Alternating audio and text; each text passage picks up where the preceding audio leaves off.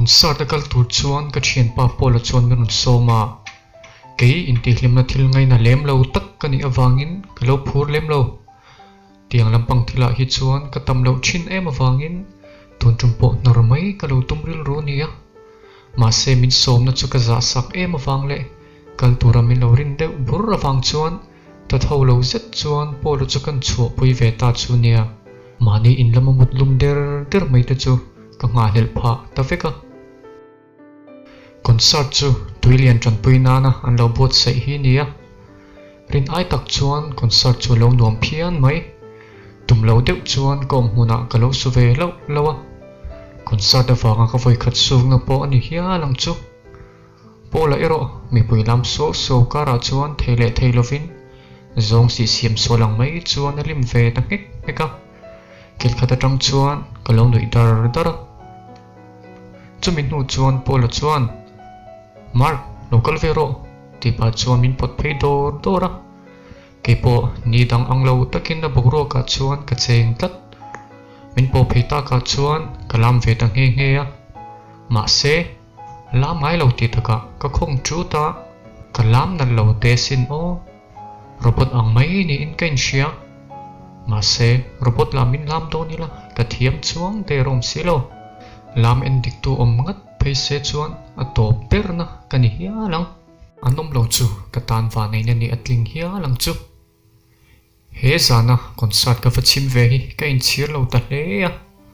ka kal lovang ti chu ka hlau letling to zo chutia polanen hlim taka thiam le thiam lova kan lam zak lai chuan ka lo war ta dewaniang chu ka bul hnaya nula pakhat in tur kenga lo om chu kanek thuta chora a in tur ken lai po chu abuta vek mai le in thiam lo tak chum chuan ka ti pal tuk ana em ti pa kai tho kan tum chu adu ta hop lo mai min tu hu vek lom cha thing lu tuk mai ti ina thawa in ti fai tur chuan kal ta de hemin nu hian kain thiam thei ta reng lova chu nula omna lampang chu ka va pan pheya pola chuan min lo zui ve ngal ina em ka ti pal tak zet ti in nula thuna turan lo siama do thu tum bar chu ka vatia e nang mai ni mo ti le julia ti ina thian nu chu auta kare ile a thian nu zo ka ni mo ka biak mi che pakhat hi a korma hu nuang chugin ron in thu phei mola nang le bok engei la du min ron le do na mi ron ti chu ngei ve ta deuh leka thinrim mel deuh chuan ngai dam po dil talawin kaliam san ta deya ka concert kal po chu kalfu kalo in ti to vai nak laya kamut zong of ngal vek pola chuan tun nu thlangin min fiam na nan hmang zui le ngal thinrim thei tak ka ni khanu la kha ka huat pha ta veka atong tu dan te reng kha thu tha chu dong ngai lo to pang le mi pa han ningat phei se chuan atir khan ku thak noi nan ka man lo na ka khatiang ang ka chuan thian po nei thei top nang ma se kha thian nu pakhat chu nei ve khamo tu nge ni julia ti te khan au tak khamo aming nak te lul ne na ain me lo lulai dawani e ka thinrim chang a pianga khanu ka hriat chaw phei hi chuan ka thinrim te hi azwal tul moti mai turani kan omna hi adai fem de uhleka ma se pola ero ni tin mai hian aron kal reng pe tho pola ang thian nei man hi chu om thin te e tun ma kar selova ka dam lo lai zong po a min boy pui to po ama vek ania ani ang thian ka nei hi kaloma ka tong lawang ti ka hlau thin ni khat chu kan thian nu hi dam lo wangin kan turin dam do ina kan khala kalkonga chuan ei tur ei thei zong tur de lein dam do in lam chu kan pan ta seela pola chuan mania nula ka ti thukha min cheina na la mang reng cheni chuan alovin vak tolong chetiro tuina lo lei lo cheka be se min noi dar pa chuan mi lo fiama khanu la kha min hriat chhuat ti le zia mai ti na hnunga chuan ka vachum thuka ala nang trep le ngal dam do in kan thlen nu chuan kan thian nu cheni om no ro ma lutin kan vatlang nel ngal em ema ani po chuan lo thuro u ti pa chuan lim mel pu sang hian min lo loma a mel atang chuan a dam to viau ti a hriat thei kan ei tur ken te chu kan peta a thil lim om le nui za thlak tak tak te soi hoin kan lim plum hle a kan chen no pon no ma te in kan ho don ya phe chuan min ui hle a champlen mai ro u ti te chuan min fiam vela tlai lam dar thum vela chuan damdoi in po kan chua san ta a damdoi in kota tu in toran lo da chu ga va pan na ya ka tui hal te re tur chuan tui chu ka lem ta khal khala no khat mai chu ka kham lo hle no khat dang thli in ka tum le lai tak chuan ka nunga hian nula pakhat hian min ron bo ta thuta ke chu a bok khup zong in mai vo trep chuan ka tluwa chu nula chuan ka nunga min ron la bo zui kan ri thum ta duta chu nula chuan oho ka ti pal tak zet ka lo humia lo chea aron tia ke chu zoi muangin ka thowa atir chuan thin rim na em ka nei lo ka korma tuina ti hu po chu hu lo angin ko mia ma se chu nula min betu ka va mu chuan ti thin rim chop po ka ngai to lo a chan chu ama anula ko su thluk ve tho kha alo ni ama amin trong khum dan te kha kan hre thar le a min ti hu vekalo cha thing lu tuk mai ama min ti ang che chuan kan dilet ve ta saka chu nu chuan min en te wang nu chuan ehe nangilo min en kara kei kan ni lovin tu nge kan ni ang karon in chui pala thin rim mel te chuan ikal na tur en thata che ti in kalo te vin ta lura ka ti hu belle mai tur che sin ama min ti bok na ka korpo kha tun thleng in al re thelo ti shero avalom ve kala ti chala chu nula po chu akal taw nak naka chumin nu chuan pola chuan min ron kalpui ve ta deya polo po azun la na lo ni hlawa min fiam na tur nei bel lo hlo ka tho huai theilom mole kar ni nuwa chuan na thar ka mu ve lo mai restaurant pakhata hian waiter na ka mu ve ya na sang lu tuk ani lo nangin na tok ve tang te nen chuan kanin po hlom em awangin pe chuan na nuam le ha thlak lo per ang hialin ka ngai kan restaurant a chuan polo po ron chol chang nga a aron lan ngun tak em awang chuan ka thian dang te po chuan an hreto khopa polo po thok ve ang mai chuan tal tam ve ta hle ke po ka thok rei ve tel tela chutlai huna thok zong te chu chung kwa ang mai kan nia eng kima kanin poitona kan harsana te in ma chon puin kanin ta thlam ngai lo kani don lai chu ka thok ve le tareng mai customer bon lunin kan boi thei hle ya chun lai tak phe chu kan boi zual lai tak ani thina wangin to ma chu in patsan lovin kan na thewa chuan kan phur char ngai thin tum khat chu khanula nge mai kha kan dora a thian panen hian ron chola ke chu waiter ber kan awang chuan vapan naya an ei du zong te vazot tur kan se ka she ru hle ya menu chu patni la in pakhat chu do kana ka da pakhat chu en ni om tak hian ka mai khu nan ka mang ta de ka muk pe thot lo awang le min mutura ka du lo em wang sokin chu nula po chu khat to kin ron kalve ta zeu renga aron lam tum hi chuan mu hi kalo she ngoi hi ni ber kan dora lo lan tum hi chuan kan in nial nge hi ni a kan chen te po chuan chu te kan dom chu nga ya ti hian lan lo nei to kan ri chel chul thin ni khat kan dora alo lan tum chuan ni dang ang bukin ka papan na ya ai tu zong te ka vazota tum tanga chuan min lo mel ruma a thin rim shi thlak na tur kan ni emoti mai tur hi ni thin tun chuma ero azia chu dang ta hle min mel chu soilo a chan bo min sang pe cho kani ni dang chu ni se min han shok khum na sat ve don ne na tun chuma ero chu tiang thil reng a thling ta lo ka om thiam lo lek to zok chu ta le chu nu chuan voin chu engma ka elovang remin ti chuan heta hian ka chu thi theyangem onem dam taka aron ti chu ko vela thil tling theilo thleng ang hialani hetlai chu thil eina turania cholna ni lova fiam thu deuh tak chuan ka lo tia khongai takin ma se rem lo chuan a poilo ve ti in bek akin tho ta futa a me la chuan thil fel lo om ti ka sia chutia ka lo ti po chu ka in thiam lo le leka lukin thian du aron hoi le ta Julia tin min au theng atong kam chuak chu ni dang ai na dul deuh araya ing thil nge he nula chunga hian thlingta ti chu ka hrichak ta hle ya ti chuan Julia po chuan kan dor chu a chua san ta ani hemi nuwa tang hi chuan kan dora po local khat ta hle ya ni tina alo lan thina wang chuan a kim lo ri aw siat na ka nei to kar khat chung velte meu chu alo lang tangai lo reng renga ka ngei to na chuan ti hian alo lang Julia chunga han thil thleng chu omani ka siat nge ngai ka ngoi le deuh wanga ti nge he nu po chu ka ngei to tak em le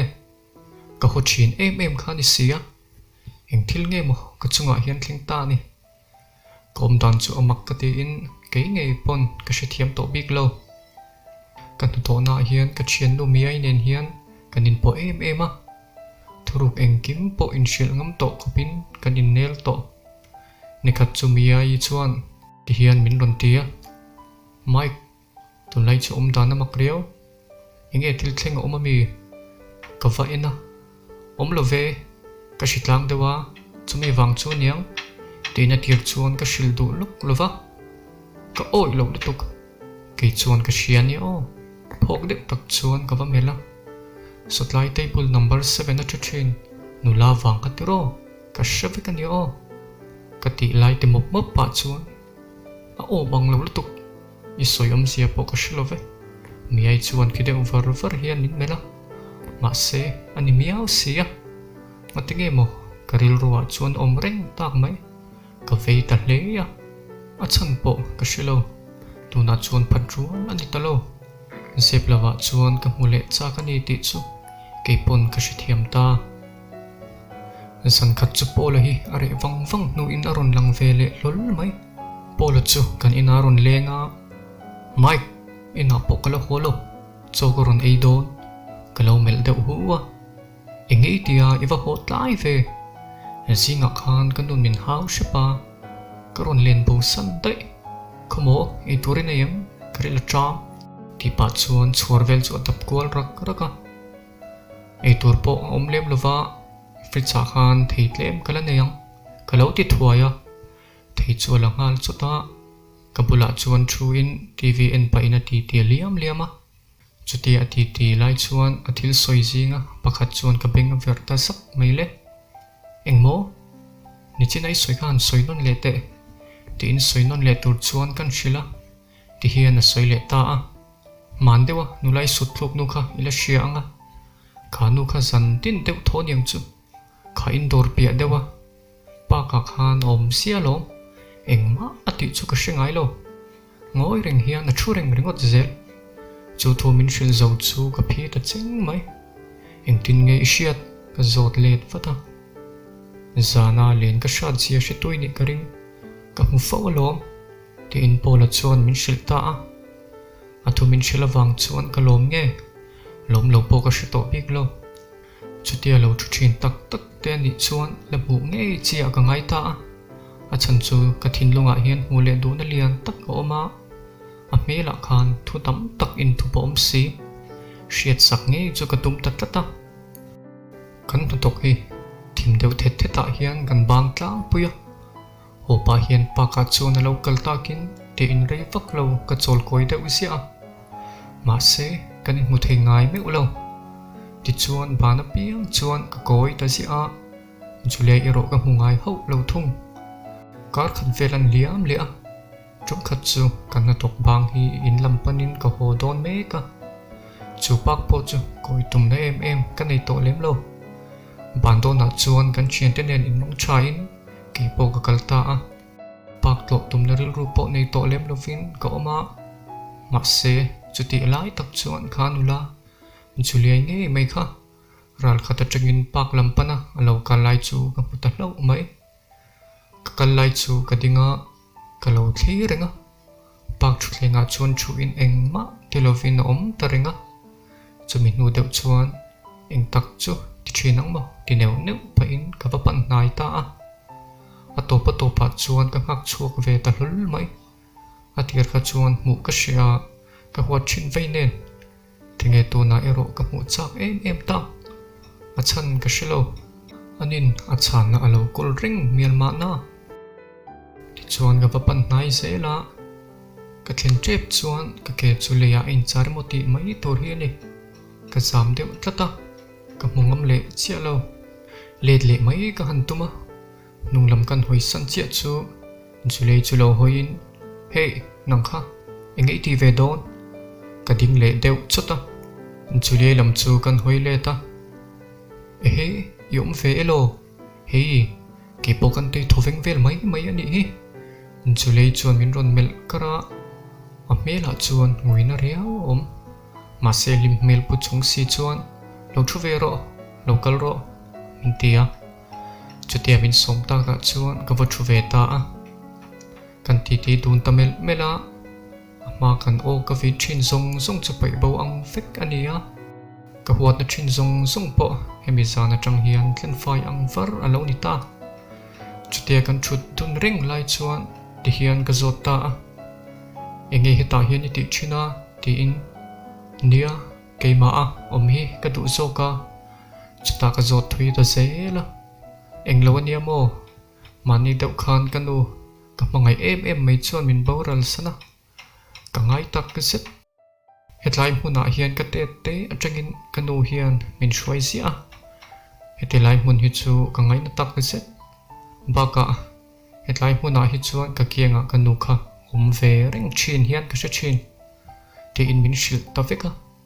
he tho min shil nu phei hi chuan ka khongain ka lein dan zual ta hle a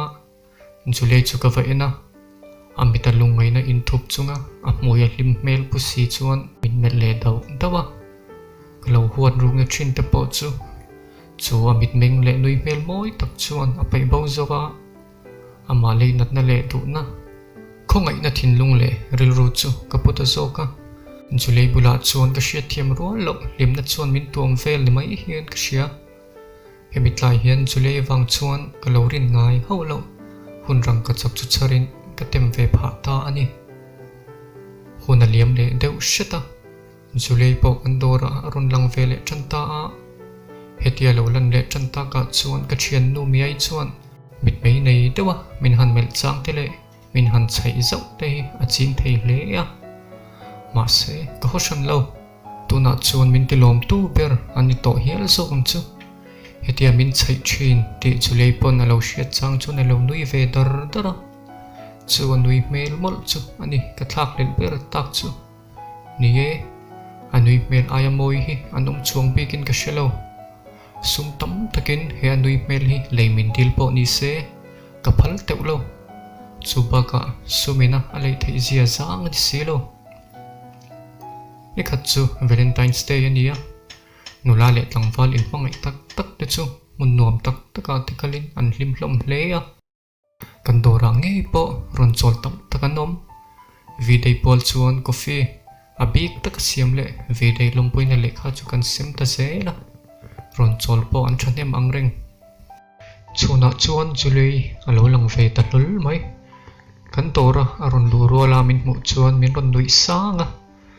tuna chuan kan in kara in huat na thin po abo to a ani po in huat ena min en to big lo min ngai na det ling to zok chulei chu a table chu na thin nge mai table number 7 a nge chuan ron thu ta chata ka man vele ka vapan na ya min mu chuan a hlimani ti chu zo shan pa ngai to lo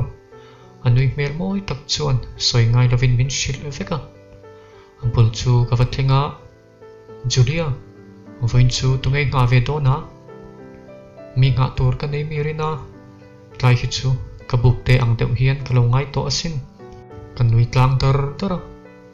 ei tur ka lo la kang che ka tia ka kalson ta hria ei tur la tura ka vakal chu ka thian nu mi ai chuan min lo mel deuh saka evan lim ve voin chu min ti chuan ka nui ve maya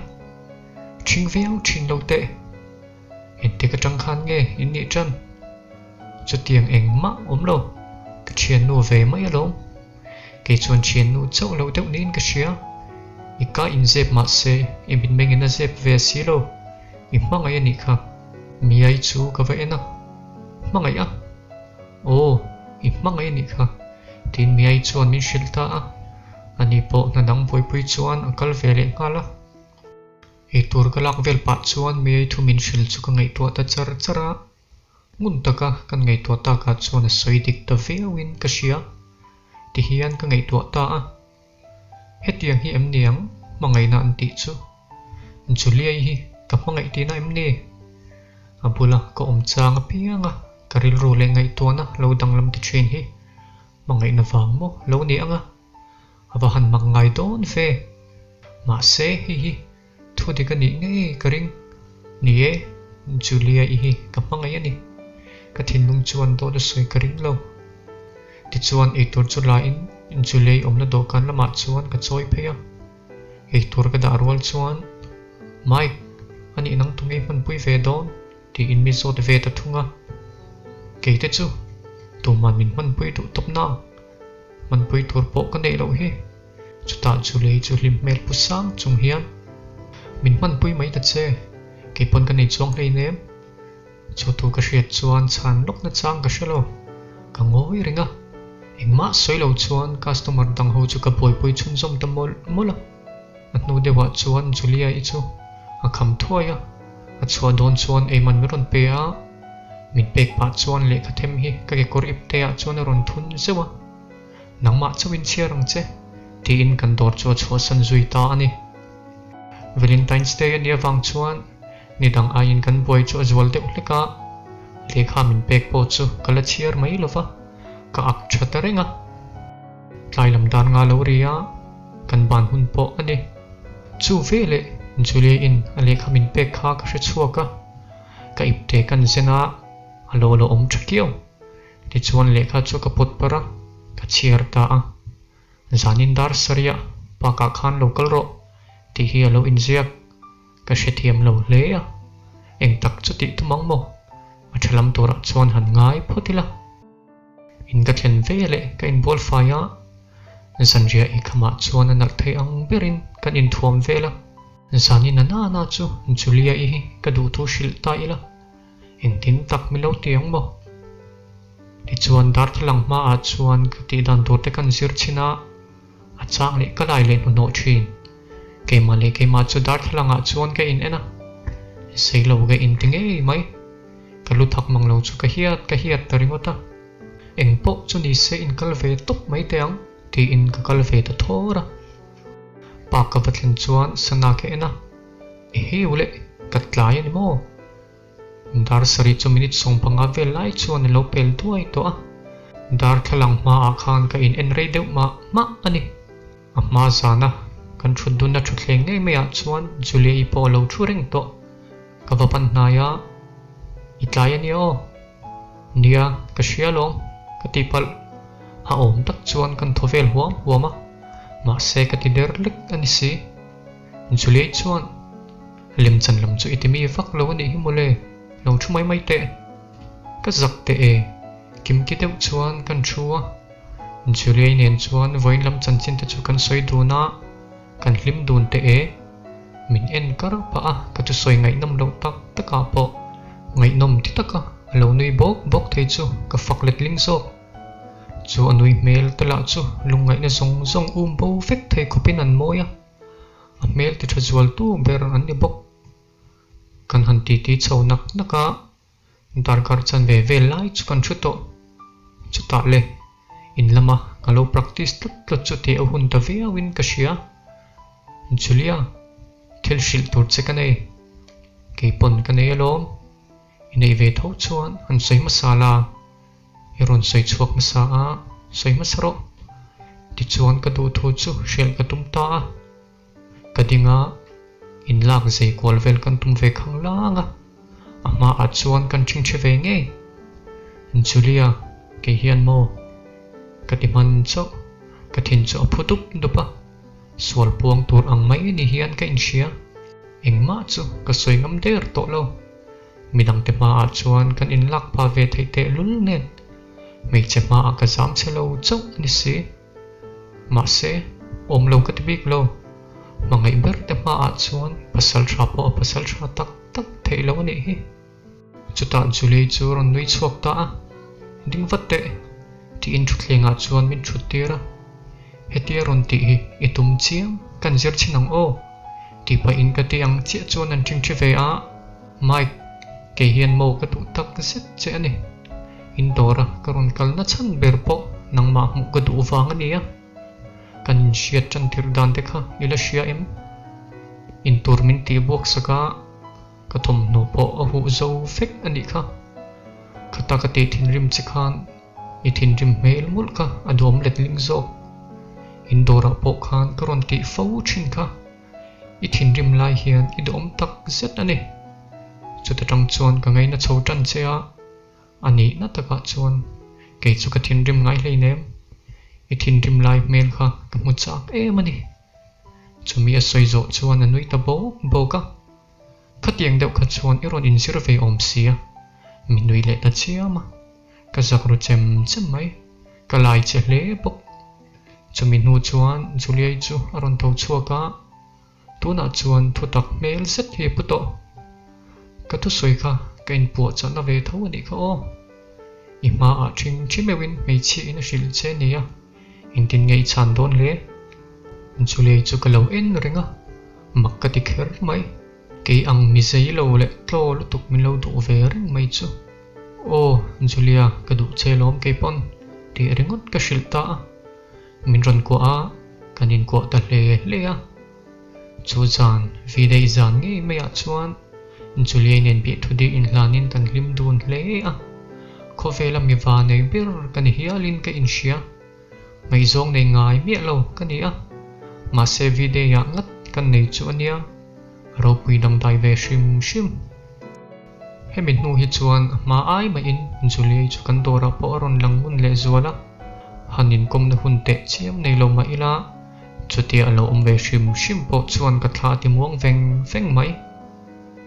Julia lo lan trum hi chuan ka thian dang te po hian ngai khata min ngai ve deuh to a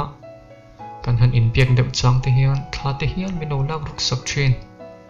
mi ai chu a phura hian a tanga Julia nen po anin kom nel to hle pok Julia nen po chuan kan in zui cho ve se hila kan lim donin kan in ngai thei hle ani hun rem chang kan nei phot chuan khapa ka nge khan hun thol zok le lim om zok nei turin kan kal dun fo thin tum khat chu ka dam lo vak maya na po kal thei lovin ko oma khuma chuan ka mureng ringot maya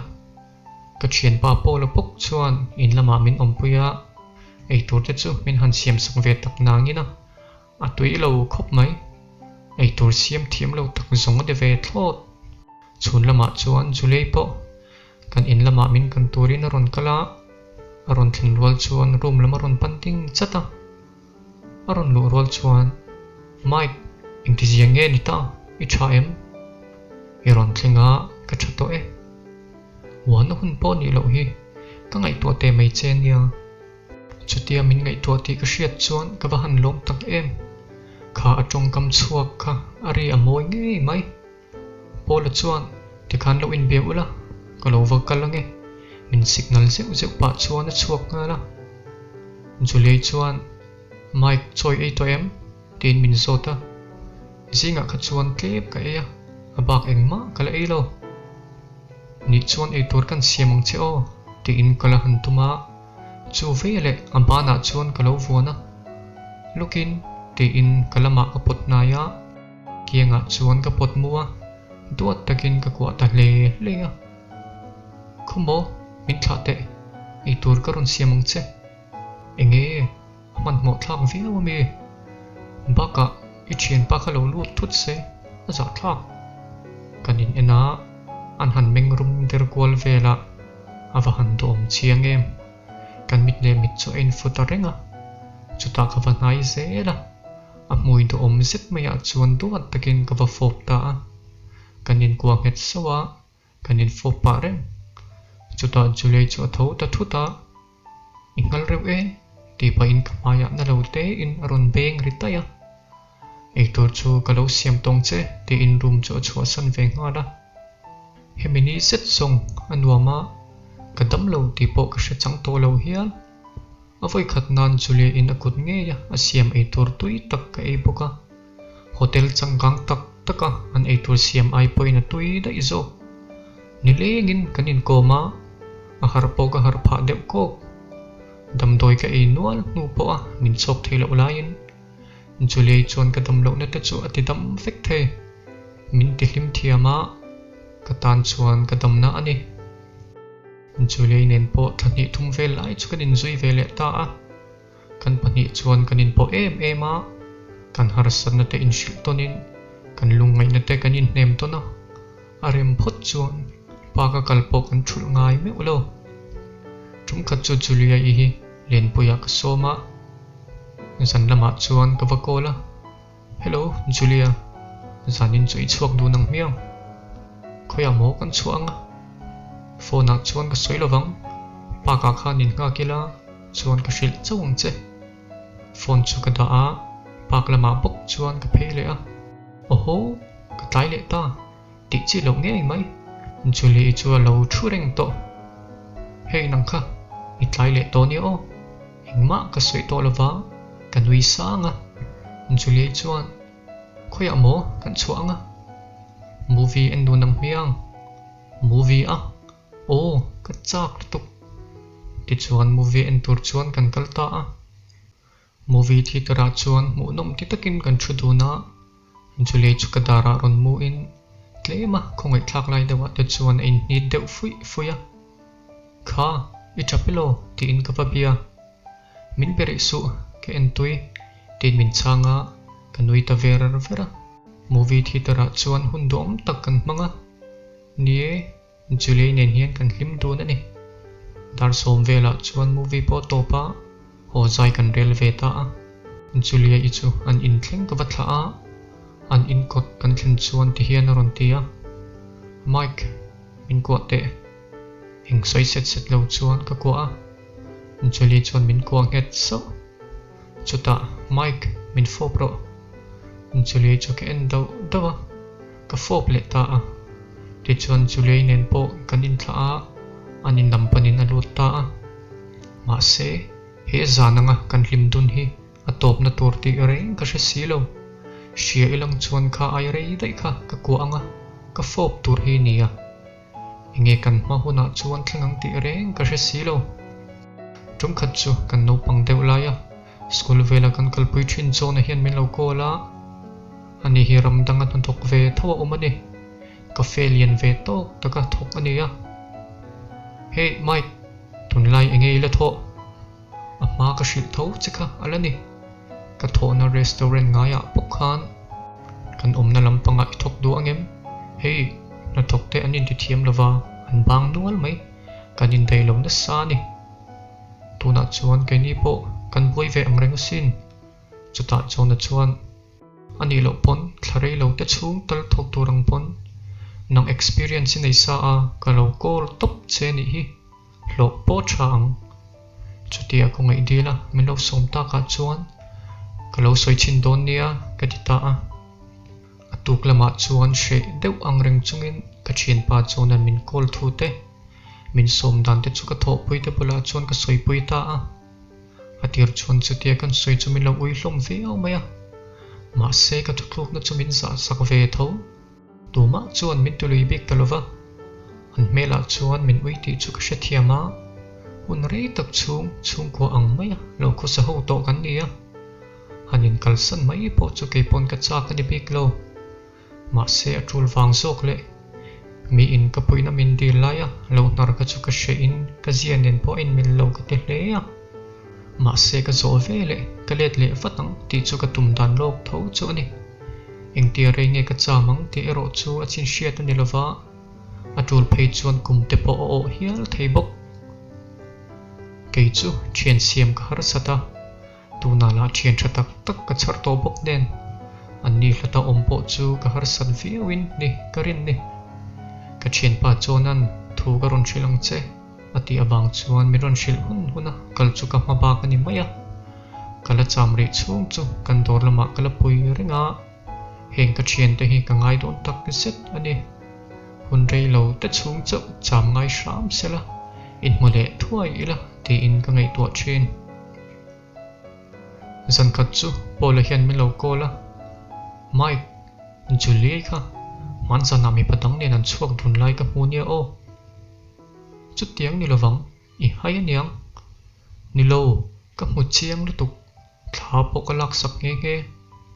ka varing lo khomo thalak chu Paul chuan thalak chu min lo thona ka han en nak chuan hei chu Julie kan en non le chin Julie nge yani si ami pathalak ero anung chon songa oma wangin a mail ero ka mu theilo ka oi phallo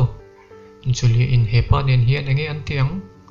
thil poimo anti don mai aniange ka ti ta a kan ngai to a karil ru chu anom thei chuang lo annuwa Julie ka vakola a pick up mai si lo kan call non le a aron changa hello Julia enge thilom zia khapa kha tunge soi chu mitangi chuak puyami Julie chu re deu deta man san khamoi tia o ka chuak puyalong ngatinge Julie chu min sang lovin phone chu off paka ka vocal po in a chang talova hetia Poland min shil mai ba ka thona lamala Julie midang nenan hu tun fo chinte in nail mail taka in kaya kholaya an kaltele khagan in mona chin nge pa ka te po an kaldun fo thu te min shila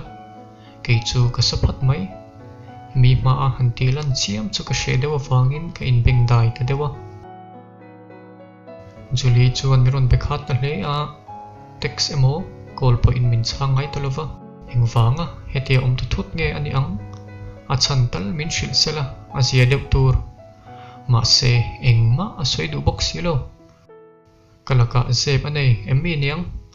katin tok lo na a hmuani chuan min shil mai sela a thatur hi nia kar khat nuwa chuan jona call po ka dong ta a tun kar top lama pan turin kan intifel ta a ma se kalom kim thei to lo ka thian te hlata ko om to don ti chu thushan zan masa a Julia I thu min shil awang chu ani hemi ma zan hian Julia chuan ron call ve hlol mai ka phur to vai ne na a thu min shil chu ani ka bengari tut to tur chu Mike eng kima top to kanin kop thei to lawang ka ti pal lutuk chu mai ba ka min lo kop reng thu te ani chuan min lo du tak lova mangai dang nei ti te chu min shil vek kha nia ka shiat ter ka chuan ka thin a ur si kan a box si om ngai na po ka shilo tak setani hemin hu hian jonan min lo shil log nin abula chuan ka thok vele ta a alo soi ang nge in lo buai khop maya na hi atlar hian a interput hian ni ringot pangai tak chuan kar ni thum vel chu kan thok vele ta a ka kalma chi zana Julia inena ka to shil chu ka ngai toilet le train ka thin rim zia kha Julia chu ka hau shepa biduk tak lo tak ani zia te ka shil chiama ani ero chuan engma soi lovin ngoi ring chuan ka to soi chu angai thaliam ve mai kha nia chu ka thin ti ur zual tu hle an ni ka lo tong kha ka in chir thu le tong lo ta ila kanuna nom jok tur thu te ka shil feka Julia khan engma a soi lova ka ti pal tu ti bak soi thai nei lo ti chuan ke po in thin rim takin kamang tha ta kha ania anat po kana kher mai enge mo tiang thil te ka ngai tua le fo ni nun tharin bul chanila hun lim om tak mani tum sok teang ka tiang phei chia wang mai khan ka in tilung hur mai tur ni lo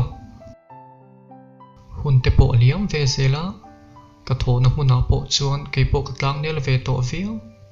ma se ama ang chu ka ang thei to lo ni ama ka chuan chung ko ang mai kan nia tuna chuan in po to viau ma ila kanin kara chuan in dai dan na bang a in hung na lai chin om thin kalau hlop thon ru kang nge chuan ka cham te uri angai do na kum to Christmas kan chol ma chu ka cham ri angai do na ni ka chen te nen chuan kanin be pop ve renga ka om lo tak nu chuan min nga isiale ka tel lawa an kim tak lo thu te min shil fo thin ka thei fe le ka lo let le vat anga yang khan kan le ang ti ta in ka chang thina polo chu min ngai bertu te singa mi niang chu ka tak lewa chuan han len lu na bertur po a shetalo zantin deuh thaw hian min kol fawa mi ai po bang chuang lo ani po hian min pe pop ve renga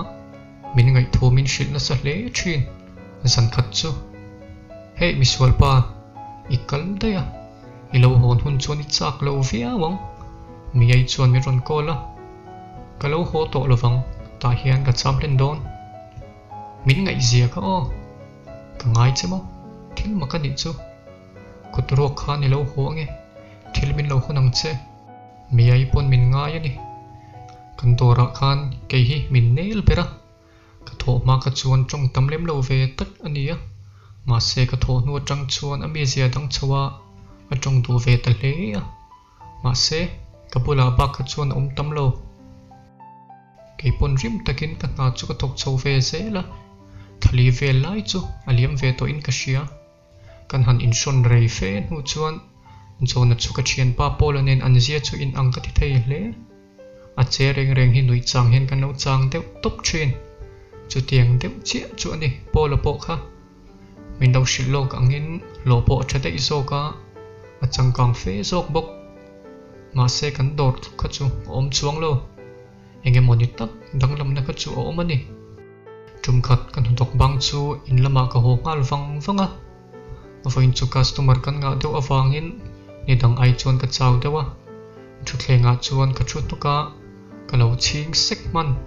anu dewa chuan ka mu hil lai chu ka phone ri chuan min ti har lol mai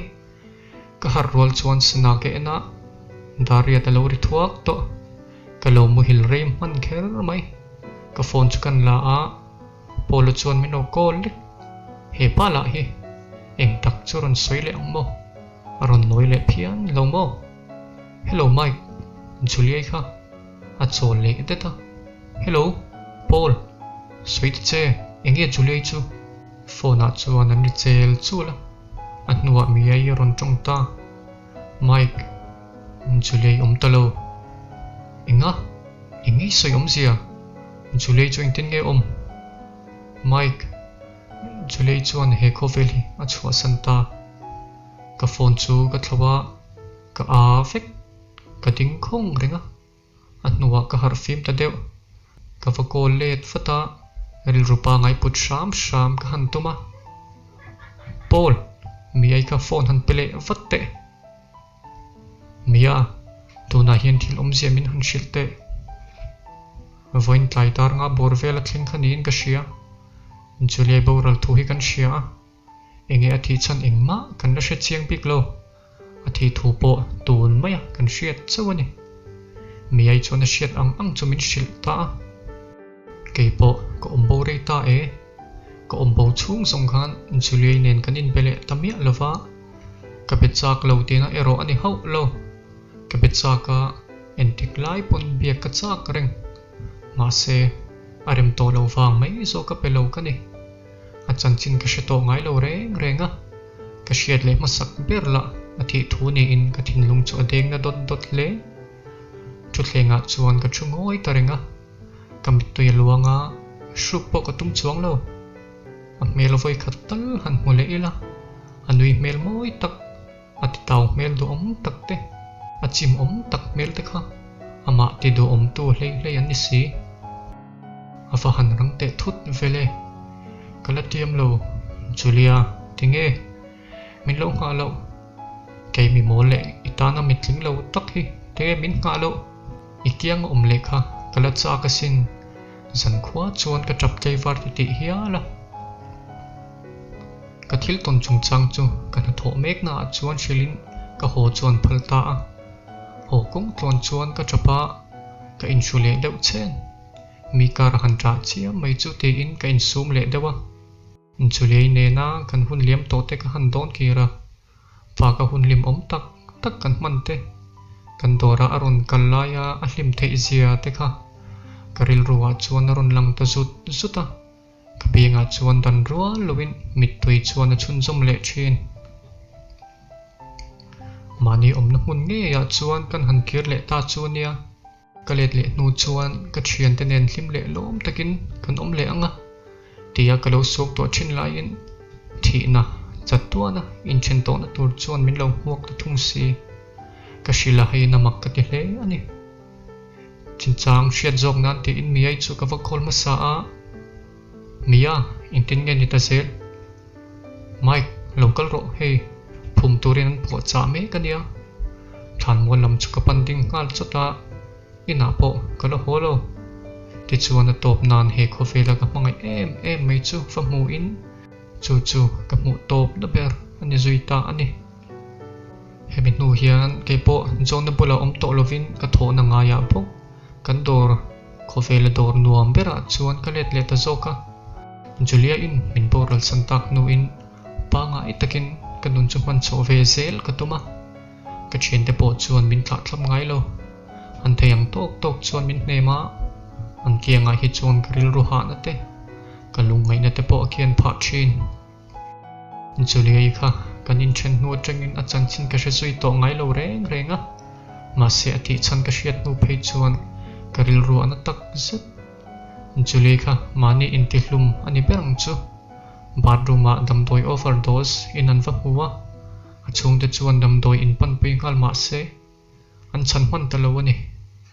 engwanga khatiang ti khange ani ang Julia i mei che dom le fel em thin khan khatiang khan ati du kha karing ngai lo reng angai to po ka ngai to ngai lo he ka zona chana zong hi ka nga fan nuwa ka mo ve thei chawani engwang nge ta ang le tum khat chu cholni ani awangin kan tho te chu cholin bekin lama hun ka panga in khomban vele ina ka hoa ka in thlaka khuma chon ha dam mel tak hian ka mu jang thal duaya cholnia ka ti dan pa ngai ang bok chuan ka dairia ka dun hlui te chu kan en leta Julia ne na kanin ton dan te kan hun dom tak tele kanin chen dan zong te chu kim takin ka sia ka fika eng teka ma he ka shing lun dairy hi chu ka thei to ngai lovang chutia kan en kuala le khabu ka ti chet vel zong chuan akara tang chuan le kha thon hi alo tlanul mai eng le kha thon nge ni tangai eng te lo nge mak ti tak chuan ka chara envelope hian an lo tuama ako ma chuan chumai ti alo inziak kan honga kan chiar ta chule ka tona chuan ti hian an lo in ziaka Mike he ka le ka thoni chiar hi chuan ke chu he khovela hian kom to kher lawang Mike i thin lunga zona tam tak o omang ti po ka shilo ka fekalo ma se kan shil vekang che kanin ton dante kan hun man dante le eng thila po khan ke chuan soi sel na pakhat ma ka nei lo che ke chuan ka mangai tak ka set che ma se ka kal kha atul ani ilaka khan thil lian tham tak ka zepa he thil ka zepa wang hian mit ngai dam thelo ani pon ka dem hau lo che dik tak chuan mo ke hi pasal hol nei lai ka nia ma se ka pasal tur ero ka mangai wang nei tur ka ni lo an ho sa kan chung ko khai ding thei tu nia an ngai awangin min nei tiran tuma chutia in nei chung chang kan boi pui mup lai chuan nang hi ka tong ta chea ka thin lungin avoi khat nan ami pa mangai atong ve ta ni chu he wang hian ka chung te bola chuan chon lam siamin in nei chu ka son la tir ta zela a chang chuan ka dam lo der fo a tul miau sia movie kan endun sana kan info kha ila shia em khami kha ka chung te chon min lo murenga ti chon engkim chu an shet pha ta ani ti chuan kalsan tur chen min tia atir chuan ka du lo ka mangai thu che po ka soi omzia don lo ti ka shia ti chuan ka kalsan che kha angai pha ta ani engma kha ka shil ngam lo che engkim awang khan ka lom tak zet min lo mangaya i mangai na do om tak min tem tir ve awang khan ke chuan in tiklai pon ka mangai rengang che min homa la ka tem lo che ni e mai che duk dak lo min ti kha kani re ngani pasal hol nei reng se in ka kop che ka dem om thot ma se ka mangai na che kha ka dal zo thot lo ani ka mu thei tak lo che a mi dang ta ka ni mai tur kan ngai to hian ka chap le fawa ka tuar thei thlot lo ani ti chuan damdawi lama ka chuan phah ta a atopa phei chuan ka nun na hial ka lak phah ta ani min homa la ke chuan ka hmangai reng ang che nangma hmangai reng thin tu